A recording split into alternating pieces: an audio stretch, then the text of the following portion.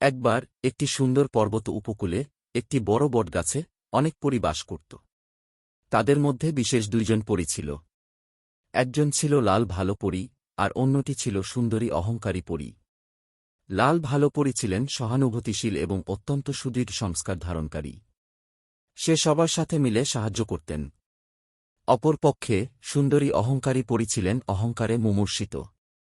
তিনি নিজেকে অত্যন্ত সুন্দর মনে করতেন এবং অন্যের কাছে নিজেকে জাহির করতেন। একদিন সুন্দরী অহংকারী পরী একটি বৃক্ষের ডালে বসেছিলেন।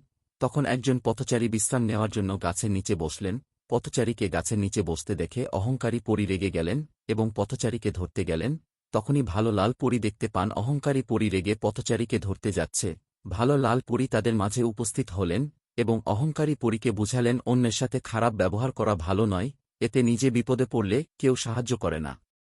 সুন্দরী অহংকারী পরী কোনো কিছু বুঝতে চাইলেন না, সে সুন্দরের অহংকারে মত্ত ছিলেন। এরপর ভালো লাল পরী পথচারীকে তার নিরাপদ স্থানে পৌঁছে দিলেন। পথচারী ভালো লাল পরীকে ধন্যবাদ জানালেন।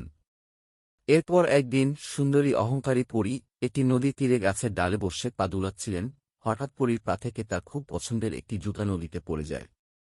অহংকারী পরী চিৎকার করতে থাকে, কেউ তার বিপদে এগিয়ে আসল না। এরপর ভালো লাল পরী অহংকারী সুন্দরী পরীকে সাহায্য করল এবং বলে, অহংকার ভালো নয়, অহংকারীকে কেউ পছন্দ করে না। দেখো, আজ তোমার অহংকারের কারণে কেউ তোমাকে সাহায্য করতে এগিয়ে আসেনি, অতএব সকলের সাথে সহানুভূতিশীল এবং সাহায্যকারী হওয়া উচিত। সুন্দরী অহংকারী পরী এবার লাল পরীকে বলল, সত্যিই আমি খুব ভুল করেছি, তবে এখন থেকে আমি সকলের সঙ্গে মিলেমিশে থাকব। সকল পরীরা আনন্দিত হয়ে ওঠে।